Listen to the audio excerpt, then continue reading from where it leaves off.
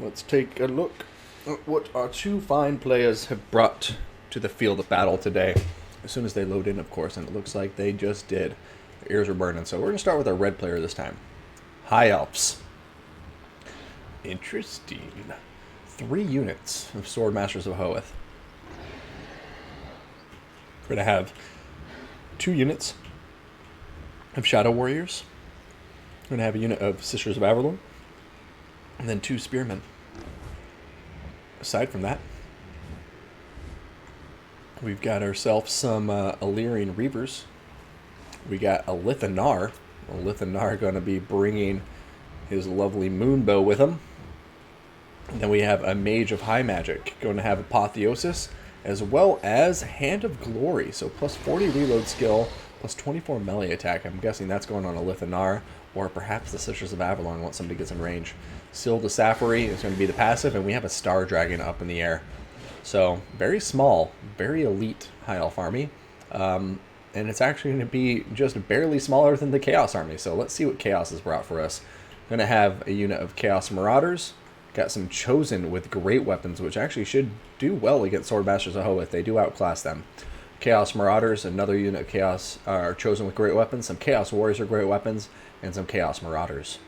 On the right flank, we have 2 Marauder Horsemen, and on the left flank, it seems it will be following suit with 2 Marauder Horse... Oh, just kidding. A Marauder Horsemaster and a Marauder Horseman. Now, is it the same over there? Did I just mess that? Yeah. So 2 Marauder Horsemasters and 2 Marauder Horsemen. He is going to have a single unit of Gore-Beast Chariots. So these naked gorillas dragging these awesomely metal Chaos Chariots into battle.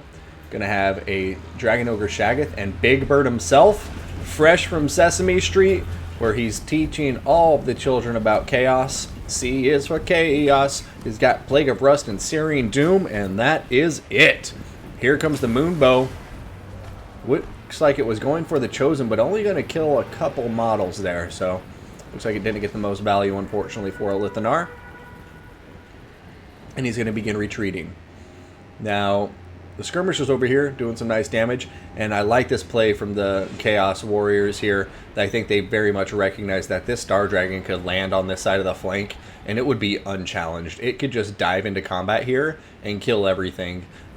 So keeping these large units close by so they can punish the Star Dragon if it does decide to dive down and try to get some free kills on these juicy infantry targets.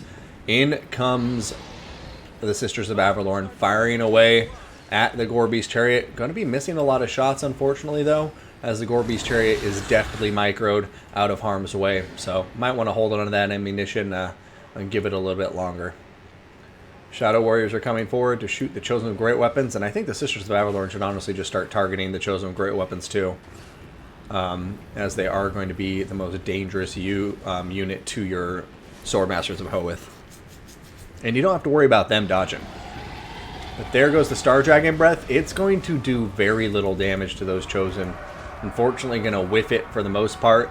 Star Dragon Breath is very focused, so easy to whiff it on infantry units if they're moving. Alright, Shadow Warriors are going to be counter-skirmishing against the Chaos Skirmishers. Gore-Beast Chariot is down to 2 models and is just dove into the back line. Swordmasters of Hoeth trying to get good combat, but Sartorial and the Dragon Ogre Shaggoth going to do a very, very good job at disrupting their formation so they can't get an effective countercharge against the Chosen. Searing Doom is coming in right here on top of some Shadow Warriors. Going to do really good damage to him. A little bit of friendly fire, but not too bad overall. And we'll see what happens. I mean, Chaos Warriors are great weapons. Already getting very low on health in their combat against Swordmasters. These Chosen with great weapons going to get a terror route on top of the Swordmasters of Hoeth since we have Sartorial nearby to support. Right here, a Lithanar is getting targeted by the Dragon Ogre Shaggoth. Star Dragon is in combat with it too. Oh, Moonbow going down on top of the Gore-Beast Chariot, but the Gore-Beast Chariot is still diving through the front line of High Elf infantry, and this isn't looking the best for the High Elves. I guess time will tell. You know, still have the Star Dragon. You still have the Mage of High Magic throwing down Apotheosis here. Hand of Glory. Oh, for the plus 24 melee attack on top of the Star Dragon. And that actually is going to really beef him up. You know, his attack is now 85. Going to be very hard for him to miss a target he's on top of. But he's starting to take a lot of damage is my main concern here. We'll see what happens here. Shadow Warrior is doing well against the Horsemen, but the Marauder Horsemasters are holding it together.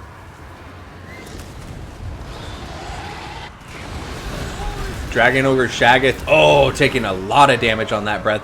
Star Dragon has like the best single entity breath in the game, and it's reflecting right there in that combat against the Dragon Ogre Shaggoth, but I think it dove back down onto the ground maybe a bit prematurely, because there are Chosen with great weapons nearby to support it, but it looks like they're actually not even worrying about it, and they're coming over here to the frontline engagement to try to take care of these Swordmasters of Hoeth, so a very, very close match. Balance of power is actually going into the favor of the High Elves right now. So, looks like we may see him pulling it back into their favor, especially as this Dragon Ogre begins to rout after its combat with the Star Dragon. Going to see another Hand of Glory going down, increasing the Star Dragon stats. And at this point, I would like to just see the Star Dragon attack Sartorial, let Elithanar kill the Dragon Ogre since it's so low on health. You should be able to take care of it with a few well-timed shots. But, Dragon going back into the air, we will see what happens from here. As these Swordmasters are going to get compromised, taken out, these Swordmasters are getting taken out. These Swordmasters are coming back to combat. Their leadership still quite healthy. Their sword securely in their scabbard.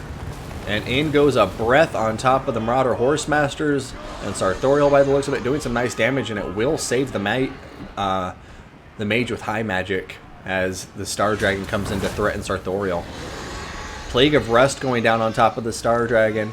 Minus 60 armor since it's overcast, and that's going to really let these javelins shine in combat. But it looks like she's going to be, the dragon's going to be diving into the Chaos Marauders, maybe trying to get a terror route. I'm not sure. Apotheosis getting thrown down, and yeah, if the Star Dragon wants to help these spearmen and potentially cause a terror route before they're done for, it may have just lost its opportunity, but it looks like it's coming over here to help out Teclis. Maybe diving into that Gorebeast Chariot to take care of it once and for all. Boom. Down goes the Gorebeast Chariot. A huge win for the High Elf forces, but Sartorial also getting a very big win for Chaos as he routs the Mage of High Magic. No more extra melee attack for the Star Dragon. No more healing for the Star Dragon unless it can come over here and save poor old Mage of High Magic. And now, there it goes, diving into Sartorial, doing some nice damage, but it's dangerously low on health. Has 2 chevrons at this point, 1100 HP, so that is definitely beneficial, and it just knocked Big Bird way back. The mass of the Star Dragon clearly much higher than that of Sartorial, but here comes that overcast Plague of Rust. Apotheos is going in to counter it, but boom, Star Dragon is in a bad spot, and oh, Apotheos is bringing it back. How's it going to do? Hand of Glory on top of it, increasing its melee attack, but I think it's going to die before it can kill Sartorial. Oh no! Oh, it is 411 HP. Sartorial only has 655. Can the High Elf still do this without the Star Dragon? Their Sisters of Averlorn are back online. Sartorial has great missile resistance, but you know, he's so low on health, it may be just the thing to turn the tide of battle in the High Elf favor. I'm going to have to see what happens. Oh my goodness. Oh, a shatter for the Sisters of Averlorn. And I do think that's going to be a GG as Chaos Forces come to chase the Star Dragon off the map. Elithanar is stuck in combat, and the Mage is compromised and going to be killed here shortly. Oh, broken in half by Sartorial. So yeah, a rather grim end for that Mage. Over here, Sartorial, 491 HP. Elithanar doing his best to survive. Swordmasters of Hoeth and some archers in combat with the Chosen, but yeah, it doesn't even, it looks like it's going to be too little too late. A shatter goes down and Sartorial will live to fight another day. That was a close match, but very well played to both players. And Imperator, good job with this Chaos Army there. The Chosen with great weapons. A very nice pick. And in conjunction with the Gorebeast Chariot, we're just really able to take care of the very elite High Elf infantry. So I think that kind of set the pace of the battle. And also that missed breath initially would have been nice to see that go down on Sorthorial or something at another point in the battle when he is more immobile, or even, you know, the Chosen once they were in combat and kind of stuck there. But once again, this is a best of 5, so we still have another match or 2 ahead of us. So we'll see how it goes.